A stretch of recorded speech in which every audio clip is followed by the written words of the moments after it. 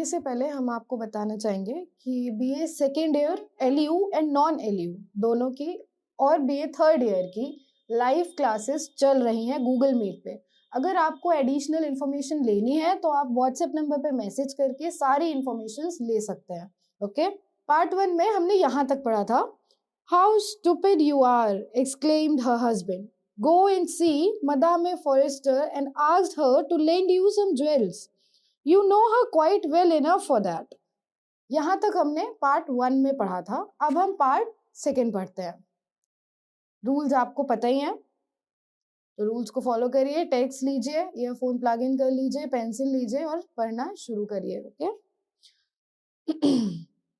Part 1 में जो लॉयसल होता है, हस्बैंड, मदामे लॉयसल का हस्बैंड, वो उनसे कहते हैं कि तुम अपनी फ्रेंड के पास जाओ मदामे फॉरेस्टर और उनसे मांगो, ज्वेलरी लेंड कर लो, मांग लो, वो तुम्हें दे देंगी। तुम उनको इतना तो अच्छे से जानती हो, तुम्हारा और उनका बॉन्ड इतना तो है ही है कि वो तुम्हें ज्वेलरी दे सके।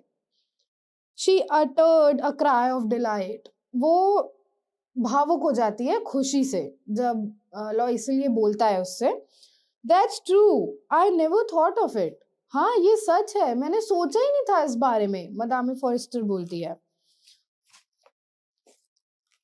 Next day she went to see her friend and told her trouble. अगले दिन, यहाँ पे टू सी हर फ्रेंड जो लिखा है इसका मतलब हुआ कि वो अगले दिन अपने फ्रेंड के घर जाती है और उनको पूरी बात बताती है कि क्या क्या है, किस किस प्रॉब्लम में है, वो पूरा सब एक्सप्लेन करती है उन्हें।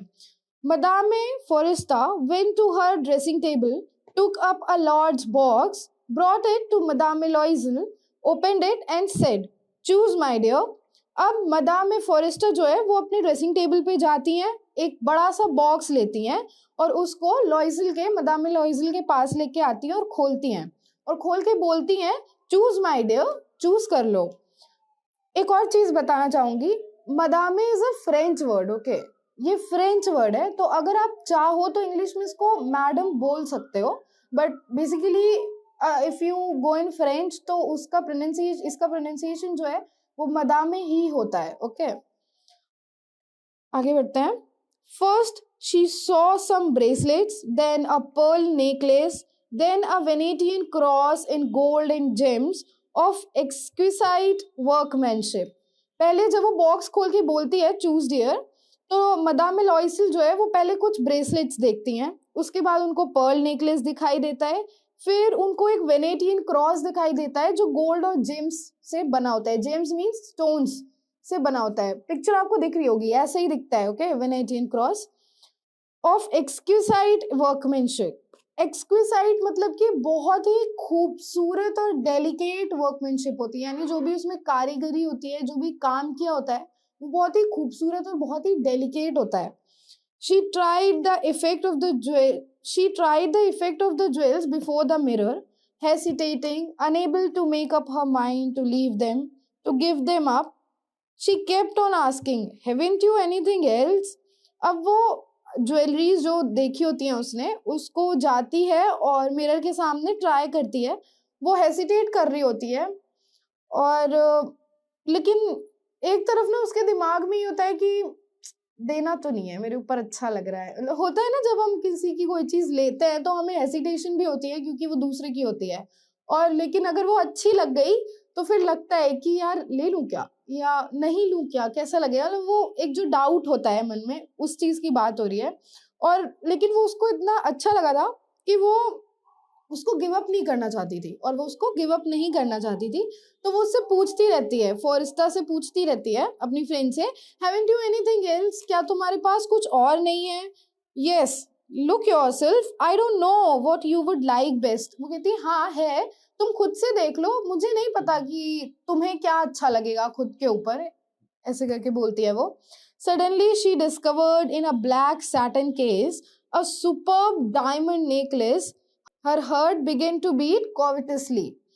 ओके, सो क्या होता है, सडनली वो उसको दिखता है एक सैटिन का ब्लैक केस और उसके अंदर वो देखती है कि उसमें एक डायमंड नेकलेस रखा हुआ है, और उसको देखने के बाद ना उसका हार्ट जो है वो बहुत तेज बीट करने लग जाता है। यहाँ पे क्या लिखा है, her heart began to beat covetously। Okay, so क्या होता है, सडनली वो उसको दिखता है एक सैटिन का ब्लैक केस, और उसके अंदर वो देखती है कि उसमें एक डायमंड नेकलेस रखा हुआ है, और उसको देखने के बाद ना उसका हार्ट जो है वो बहुत तेज बीट करने लग जाता है। यहाँ पे क्या लिखा है, her heart begin to beat covetously।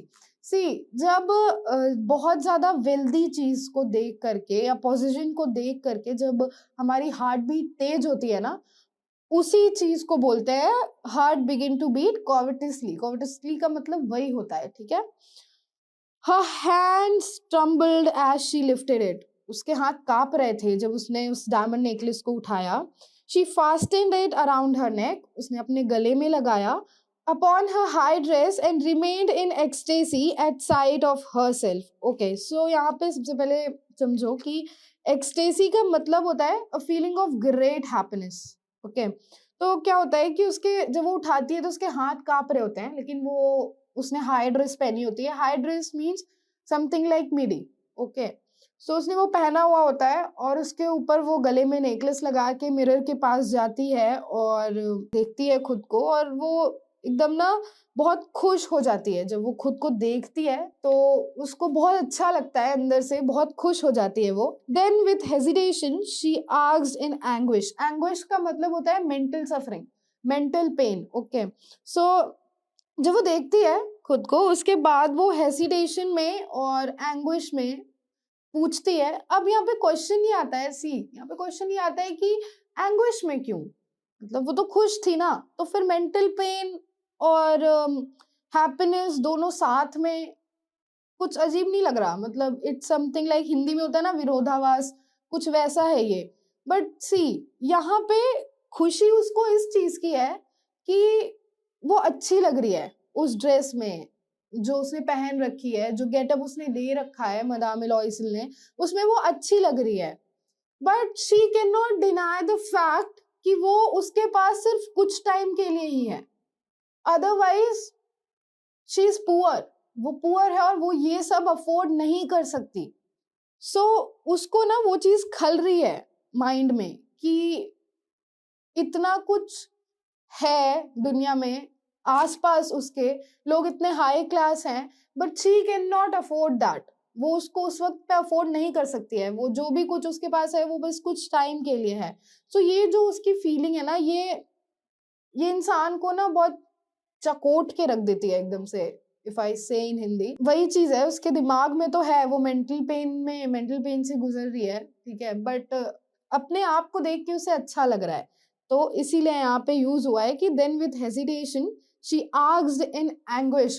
C, writers ना, इसीलिए पोएट जो है वो बहुत ही माइन्यूट चीजों पे ध्यान देते हैं, इसीलिए वो इतने फेमस होते हैं। मतलब इतना कौन ध्यान देता है लिखते वक्त, हर एक मूड का प्रॉपरली ध्यान रख के ही हम एक प्रॉपर अच्छी स्टोरी लिख सकते हैं। ओके, आगे बढ़ते हैं। Could you lend me this, just this alone. क्या तुम मुझे ये दे सकती हो, सिर्फ अकेले यही चाहिए मुझे। मदाम लॉयसल जो है वो फॉरेस्टा से बोलती हैं अपनी फ्रेंड से। यस ऑफ कोर्स, हाँ बिल्कुल। She flung herself on her friend's breast. अब क्या होता है, जब हम बहुत खुश होते हैं तो हम ऐसे उछल के गले नहीं लगा लेते हैं, इट्स समथिंग लाइक दैट। वही लिखा हुआ है कि वो खुश हो जाती है और वो अपने फ्रेंड को गले लगा लेती है, embraced her friendly and went away with her treasure। और embrace करती है उसको, ठीक है, मतलब वही फ्रेंडली गेस्चर दिखाती है और उस ट्रेजर को लेती है। ट्रेजर डायमंड नेकलेस, ऑब्वियसली वो उसके लिए ट्रेजर ही था, तो उसको लेती है और चली आती है।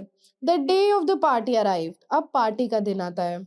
Madame Loisel was a success। Madame Loisel, underline this line, Madame Loisel was a success। वो she was a success, यहाँ पे क्या मतलब है इसका, ठीक है, आगे बढ़ते हैं फिर समझाती हूँ। She was the prettiest woman present, elegant, graceful, smiling and quite above herself with happiness। फिर से पढ़ते हैं, ध्यान से सुनना। She was the prettiest woman present, elegant, graceful, smiling and quite above herself with happiness। ये जो पहली वाली लाइन है ना, मदाम लॉयसल वाज अ सक्सेस, ये इसी को डिनोट करती है कि why she was a success. वो सक्सेस क्यों थी, उस पार्टी में, क्योंकि उस टाइम पे जितनी भी वुमेन प्रेजेंट थी वो सबसे प्रिटी लग रही थी, सबसे एलिगेंट लग रही थी, सबसे ग्रेसफुल लग रही थी, सबसे खुश लग रही थी, and quite above herself with happiness. ये बहुत अच्छी लाइन है। Quite above herself with happiness का मतलब क्या हुआ कि जो उसकी ओरिजिनल स्टेट है ना वो उससे ऊपर थी उस वक्त। क्यों ऊपर थी? Because she was happy. इसीलिए कहते हैं, पता है, कि पार्टीज वगैरह में ना वो ड्रेस पहन के जानी चाहिए या वो कपड़े पहनने चाहिए जिसमें आपको कॉन्फिडेंस हो, आपका सेल्फ कॉन्फिडेंस आए, तभी वो चीज ग्लो करके आती है आपके फेस पे। तो यहाँ पे कुछ वैसा ही है कि and quite above herself with happiness, यानी वो इतनी खुश थी उस अपने आप को उस अटायर में देख करके, उस वेशभूषा में देख करके, कि वो फूले नहीं समा रही थी, वो अपने ओरिजिनल स्टेट से ऊपर थी उस वक्त। All the main stared at her, सारे लड़के जो है, सारे आदमी जो वहाँ पे होते हैं उसे देख रहे होते हैं। इंक्वायर्ड हर नेम, उससे उसका नाम पूछते हैं, and asked to be introduce to her, और उससे उसका इंट्रोडक्शन पूछते हैं। She danced, sorry, asked to be introduced to her. All the under secretaries of state were eager to waltz with her. Waltz is a dance basically. जब आप ball party में जाते हो तो वहाँ पे जो एक एलिगेंट डांस होता है ना पेयर में, उसे कहते हैं वॉल्ट्स। ओके, तो जितने भी अंडर सेक्रेटरीज थे स्टेट के जो वहाँ पे प्रेजेंट थे, क्योंकि वो बहुत हाई लेवल पार्टी थी ना, और हाई लेवल पार्टीज में होते हैं ऐसे डांस, तो हाई लेवल पार्टी थी, तो वहाँ पे जितने भी अंडर सेक्रेटरीज थे स्टेट के वो उसके साथ डांस करना चाहते थे। द मिनिस्टर नोटिस हर, जो मिनिस्टर होता है उसको नोटिस करता है। Okay, she danced madly, ecstatically, drunk with pleasure, with no thought for anything. वो जो है बहुत पागल की तरह डांस करती है, बहुत खुश होके डांस करती है, ड्रंक विथ प्लेजर, इतनी खुश होती है। ऑब्वियसली हाई लेवल क्लास में ड्रंक करना इज नॉर्मल, ठीक है। With no thoughts for anything, उसके दिमाग में कोई थॉट नहीं होता है उस वक्त पे किसी भी चीज को लेकर के। In the triumph of her beauty, triumph happiness, okay, अपनी सुंदरता की खुशी में, in the pride of her success, और अपनी सक्सेस की खुशी में, प्राइड में, sorry, in a cloud of happiness made up of this universal homage and admiration. इसका मतलब क्या हुआ? उस खुशी के बादल में, सी इट्स अ फ्रेज, खुशी के बादल मतलब बहुत ज्यादा खुश होना, जो उसको खुशी थी यूनिवर्सल होमेज, यानी कि जो वहां पे उसको एडमिरेशन और रिस्पेक्ट मिल रही थी बाकी सारे मेल्स से और फीमेल्स से, उससे जो उसको खुशी थी, उस खुशी में, ठीक है, और अपनी ब्यूटी की खुशी में, अपने सक्सेस की प्राइड में, इस सब में एकदम मग्न हो गई थी वो, और बहुत ही मैडली डांस कर रही थी, उसको किसी चीज का होश नहीं था। थी अरोज हुई थी of the completeness of a victory so dear to her feminine heart, ठीक है। और जो ये बहुत अच्छी लाइन है, सी इसको मैं थोड़ा एक्सप्लेन करती हूँ। एक जो फीमेल होती है ना, कितना भी अपनी इच्छा को दबा ले, बट हर फीमेल का एक ड्रीम होता है, या कह लो कि वो क्वालिटी होती है, कोई हो जो उन्हें इस तरीके से रिस्पेक्ट करे, इस तरीके से उन्हें देखे, जब वो देखे, in a sense, not in a negative sense, okay, समझने की कोशिश करना, यानी कि when you are dressed up तो आप इतने एलिगेंट लगते हो ना कि you want कि someone compliment me, ना, someone should compliment me। so यहाँ पे वही चीज दिखाई गई है कि वो एक फेमाइन स्ट्रक्चर ही होता है, यानी कि वो होता ही होता है कहीं ना कहीं, भले 0.1% हो, बट वो होता है। तो यहाँ पे वही कह रहे हैं कि जो उसकी विक्ट्री थी ना उस टाइम पे फेमाइन हार्ट की, देखिए वो, सी हमने पहले भी पढ़ा है कि वो ये सारी चीजें चाहती थी, उसको शौक था इन सब चीजों का, but because of her poverty she can't afford that, वो अफोर्ड नहीं कर सकती थी ये सब, और कुछ टाइम के लिए उसको ये चीज मिली थी, तो वो सब कुछ भूल के उसको पूरी तरीके से इंजॉय कर रही थी। और जो कुछ टाइम के लिए उसकी विक्ट्री हुई थी ना उसके फेमाइन हर्ट की, वो बहुत ही ज्यादा प्लेजरेबल थी उसके खुद के लिए। Okay, she left about 4 o'clock in the morning, 4 o'clock पे वो उठ के बॉल पार्टी से चली जाती है। Since midnight, her husband had been dozing in a deserted little room. Dozing का मतलब होता है जो स्नैप्स लेते हैं छोटी छोटी टाइम के लिए, जो स्लीप्स होती हैं उसे हम डोजिंग बोलते हैं. She left about 4 o'clock in the morning. Since midnight, her husband had been dozing in a deserted little room, छोटे से कमरे में, in company with 3 other men whose wives were having a good time. उसका जो husband होता है लॉइजल, वो छोटे से कमरे में सो रहा होता है, नैप्स ले रहा होता है, और अपने 3 फ्रेंड्स के साथ जिनकी वाइफ जो है आपस में गुड टाइम स्पेंड कर रही होती हैं. He threw over her shoulders the garments he had brought for them to go home in. अब वो क्या करता है, जो मैडम लॉइजल होती है उनके ऊपर गारमेंट फेंकता है शोल्डर के ऊपर. वो गारमेंट जो वो लाया होता है कि इसको कवर करके वो घर जाएगी, बिकॉज ऑब्वियसली उसने हाई ड्रेस पहनी होती है, मिडी. ओके. मॉडेस्ट एवरीडे क्लोथ, वही पुराने जैसे कपड़े, मॉडर्स्ट नॉर्मल से कपड़े जो वो रोज पहनती थी. Whose poverty, underline this line is very good. Okay, starting का ही पढ़ करके ही देखो समझ में आ गया. Whose poverty clashed with the beauty of the ball dress. कितनी अच्छी लाइन थी. यहाँ पे राइटर ये शो कर रहा है, कंपेयर कर रहा है कि जो उसकी बॉल ड्रेस थी वो एलिगेंस को शो कर रही थी एक तरफ, दूसरी तरफ जो कपड़ा उसके हस्बैंड ने उसके शोल्डर पे दिया होता है ओढ़ने के लिए, वो उसकी पॉवर्टी को शो कर रही थी. नाउ यहाँ से आप ये समझ सकते हो कि राइटर ने वहां पे एंग्विश वर्ड का यूज क्यों किया था. इसीलिए किया था बिकॉज उसको कहीं ना कहीं पता था कि उसको इस स्टेट में वापस लौटना है. ये जो उसको मिला है ये कुछ टाइम के लिए ही मिला है. ठीक है, तो जो उसने कपड़ा फेंका था वो उसकी जो पॉवर्टी जो उसमें दिख रही थी ना, वो जो बॉल ड्रेस की ब्यूटीफुल ड्रेस है उससे क्लैश कर रही थी, मतलब मैच नहीं कर रही थी. She was conscious of this, वो उसके लिए कॉन्शियस हो जाती है, and was anxious to hurry away so that she should not be noticed by the other women putting on their costly furs. अब वो क्या करती है, वो कॉन्शियस हो जाती है जब उसके ऊपर वो कपड़ा आ जाता है तो, और कॉन्शियस होने के बाद वो जल्दी जल्दी सब कुछ करना चाहती है और वहां से जाना चाहती है. क्यों? क्योंकि वो ये नहीं चाहती कि बाकी जो औरतें थी वहां पे, बाकी जो फीमेल्स थी वो उसको देखें, क्योंकि वो जो फीमेल्स थी वो बहुत ही कॉस्टली फर्स पहन रही थी, यानी वो जो कपड़े पहन रही थी चेंज करके भी वो भी बहुत कॉस्टली थे. लॉइजल restrained her.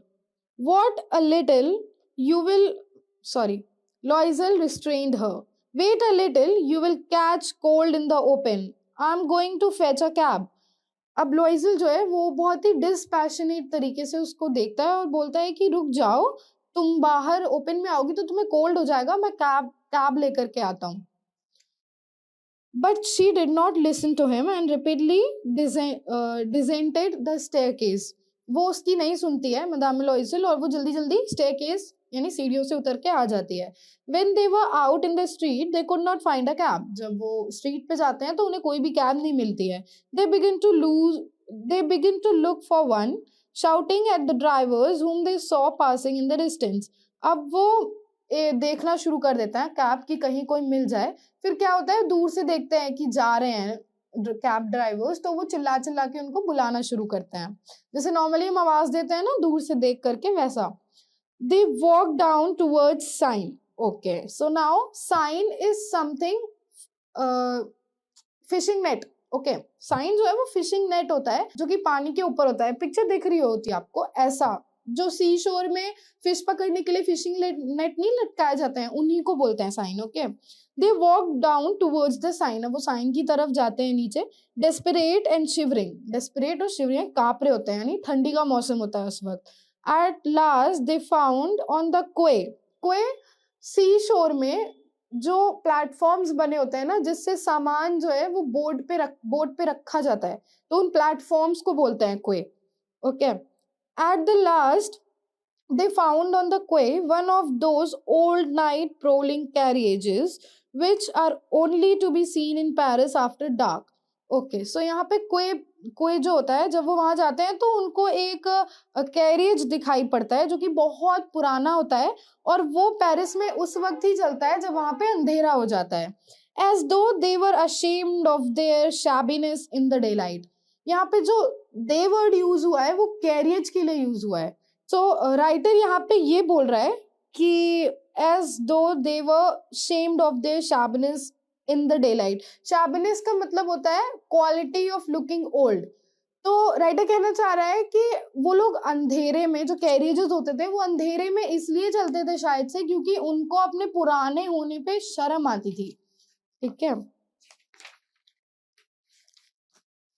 It brought them to their door in the rue des Martyrs, वहां पे जगह का नाम है। Okay, it brought them to their door in the rue des Martyrs and sadly they walked up to their own apartment. और फिर दुखी होके वो अपने खुद के अपार्टमेंट में चले जाते हैं। It was the end for her, और यही उसके लिए उस वो जो खुशी थी, वो जो उसके चेहरे पे ग्लो था और एलिगेंस था, ये उसका एंड टाइम था।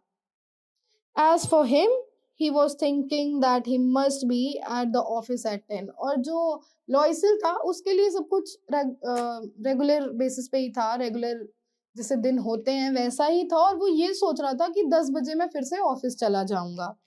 She took off the garments in which she had wrapped her shoulders। जिस गारमेंट में शोल्डर रैप की होती है उसको हटाती है। टुक ऑफ मतलब हटाती है, उतारती है। So as to see herself in all her glory before the mirror। एक आखिरी बार खुद को उस ग्लोरी में देखने के लिए वो जो कपड़ा उसके शोल्डर पे होता है उसको हटाती है, मिरर के सामने जाती है और अपने आप को देखती है। But suddenly she uttered a cry, लेकिन अचानक से रोने लगती है वो। The necklace was no longer around her neck. जो नेकलेस उसने नेक पे पहन रखा था, डायमंड नेकलेस जो उसने फॉरेस्टर से लिया था, वो उसके नेक पे नहीं दिखता है उसे, इसीलिए वो चीखती है। What's the matter with you asked her husband already half undress. अच्छा, उसका जो हस्बैंड होता है वो आधे कपड़े उतार चुका होता है और उसी पोजीशन में वो उसे पूछता है क्या हुआ तुम्हें, क्या हो गया, क्या है matter. She turn towards him in the utmost distress. अब वो डिस्ट्रेस के पीक पॉइंट पे होती है एकदम, और वो मुड़ करके उसकी तरफ देखती है, मुड़ती है मतलब, और देखती है अपने हस्बैंड की तरफ। I I I have no longer got Madame Forestier necklace. मेरे गले में वो नेकलेस नहीं है जो मदामे फॉरेस्टा ने मुझे दिया था, वो नहीं है अब मेरे पास। He stared with astonishment। अब वो astonishment यानी सरप्राइज होकर के देखता है उसे। What? Impossible। क्या? ये तो impossible है। They searched in the folds of her dress, in the folds of the coat, in the pockets, everywhere। अब वो जो उसके ड्रेस में फोल्ड्स होते हैं उसमें चेक करता है, कोट में चेक करता है, पॉकेट में चेक करता है, हर जगह चेक करता है। They could not find it. अब लेकिन उसे नेकलेस नहीं मिलता है। Are you sure that you still had it on when you came away from the ball, he asked. अब लॉयसिल मदामे लॉयसिल से पूछता है कि क्या तुम श्योर हो कि जब तुम बॉल से आई थी तो ये नेकलेस तुम्हारे गले में था। Yes, I touched it in the hall at the ministry. हाँ, ये था, मैंने मिनिस्ट्री के हॉल में इसको टच किया था अपने हाथों से। But if you had lost it in the street we should have heard it fall. लेकिन अब लॉयसिल जो है वो मदामे लॉयसिल से कहता है लेकिन अगर ये स्ट्रीट पे गिरा होता तो इसके गिरने की आवाज आती हमें। Yes, probably we should. Did you take the number of the cab. हाँ, हमें आवाज तो आती। क्या तुमने कैब का नंबर लिया था। No you didn't notice it did you. नहीं, मैंने तो नहीं लिया था, लेकिन क्या तुमने नोटिस किया था। तो मदामे लॉयसिल कहती है नो, मैंने नहीं किया था, नहीं मैंने नहीं किया था। They stared at one another dumbfounded। अच्छा, ये बहुत अच्छा वर्ड है। Okay, underline it and you should use it in your answers. तुम लोगों को इसको अपने आंसर्स में यूज करना चाहिए। ओके, ये बहुत अच्छा वर्ड है। dumbfounded का मतलब होता है वेरी सरप्राइज। astonished मतलब surprise, and when you have to say very surprise you can say dumbfounded। Okay, so यहाँ पे वही है, they stared at one another dumbfounded, यानी वो बहुत सरप्राइज होके एक दूसरे को देखते हैं। At last लॉयसिल put on his clothes again। लॉयसिल क्या करता है, अपने क्लोथ्स दोबारा से पहनता है। वो हाफ अनड्रेस था ना, तो पूरे क्लोथ्स फिर से पहनता है। I will go over all the ground we walked, he said, and see if I can find it। वो कहता है कि ठीक है, हम जहां जहां जिस जिस रास्ते से आए हैं मैं उस पे वापस जाऊंगा और देखता हूँ कि हमें मिलता है कि नहीं मिलता है वो necklace. And he went out, और वो चला जाता है। She remained in her evening clothes, वो अपने इवनिंग क्लोथ्स में ही रहती है। Lacking strength to get into bed, वो अपनी सारी स्ट्रेंथ खो चुकी होती है कि वो बेड पे भी चली जाए, ठीक है, because she was so surprise, वो बहुत ही ज्यादा सरप्राइज हो जाती है ऑब्वियसली, क्योंकि नेकलेस जो है वो उसका नहीं था, and that was a diamond necklace. Okay, so वो अफोर्ड भी नहीं कर सकती थी कि वो खरीद के नया दे दे उनको। सो वो बहुत ज्यादा शॉक में होती है इस वक्त, उसको कुछ समझ में नहीं आ रहा होता है, जिसकी वजह से, और जब हम ऐसा होता है, जब हम बहुत स्ट्रेस में होते हैं ना, तो हमारी बॉडी में एनर्जी नहीं बचती है, बिकॉज एट दैट टाइम हमारी बॉडी सर्वाइवल मोड पे चली जाती है ना, उसको सिर्फ सर्वाइव करना होता है उस टाइम पे। Huddled on a chair, huddled यानी गठरी की तरह चेयर पे बैठी रहती है। Without violation of power of thought, बिना किसी सोच विचार के, यानी नंब हो चुकी होती है वो एक तरीके से। हर हस्बैंड रिटर्न अबाउट 7, अब 7 बजे के आसपास, सुबह का टाइम है ये, क्योंकि वो 4 बजे बॉल से निकली थी ना, तो 7 बजे के आसपास उसका हस्बैंड वापस आता है। ही फाउंड नथिंग, उसे कुछ भी नहीं मिलता है। He went to the police station, to the newspaper, to offer a reward to the cab companies, everywhere that a ray of hope impelled him. अब वो पुलिस स्टेशन जाता है, न्यूज़पेपर्स में जाता है, रिवॉर्ड रखवाता है, जैसे हम कहते हैं ना कि अगर ये चीज खो गई है, ये चीज जो ला के देगा उसको हम इतना रिवॉर्ड देंगे, तो यहाँ पे वही मतलब है। टू द कैब कंपनीज में भी जाता है, हर उस जगह पे जाता है जहाँ पे उसको लगता है कि हाँ यहाँ से कोई हेल्प हो सकती है। She waited all day long, वो पूरे दिन इंतजार करती है। In the same state of bewilderment at this fearful catastrophe, बहुत अच्छा लाइन है ये। In the same state of bewilderment, bewilderment मतलब होता है घबराहट, ठीक है, उसी घबराहट के साथ वो पूरे दिन वेट करती है एट दिस फियरफुल कैटास्ट्रॉफी। और कैटास्ट्रॉफी का मतलब क्या होता है, जो सडन डिजास्टर आता है ना हमारी डेली लाइफ में, जो एक सडन डिजास्टर आता है जो हमें बहुत ज्यादा सफरिंग में डाल देता है, उसको हम कैटास्ट्रॉफी कहते हैं इजी लैंग्वेज में। And if you want to know its meaning in literary, यानी लिटरेचर से रिलेटेड, हिस्ट्री से रिलेटेड, अगर आपको इसकी मीनिंग देखनी हो तो सर ने एक वीडियो पढ़ाई है, उसमें जाकर के आप देख सकते हो, लिंक नीचे है। ओके, कैटास्ट्रॉफी पढ़नी चाहिए, ड्रामा में इसका बहुत बहुत स्पेशल यूज होता है, without it drama is nothing. Okay, so बहुत इंपॉर्टेंट हिस्सा है ये ड्रामा का। Loisel came home at night, Loisel जो है वो घर आता है, होम आता है नाइट में। हिज फेस लाइंड इन पेल, उसका फेस जो है वो नम होता है, पीला पड़ चुका होता है पूरी तरीके से। ही हैड डिस्कवर्ड नथिंग, और उसको कुछ भी हाथ नहीं लगा होता है, वो खाली हाथ वापस आता है, उसे कुछ भी नहीं मिलता है। You must write to your friend, he said, वो बोलता है कि तुम अपनी दोस्त को लिख दो and tell her that you have broken the clasp of her necklace and are getting it mended.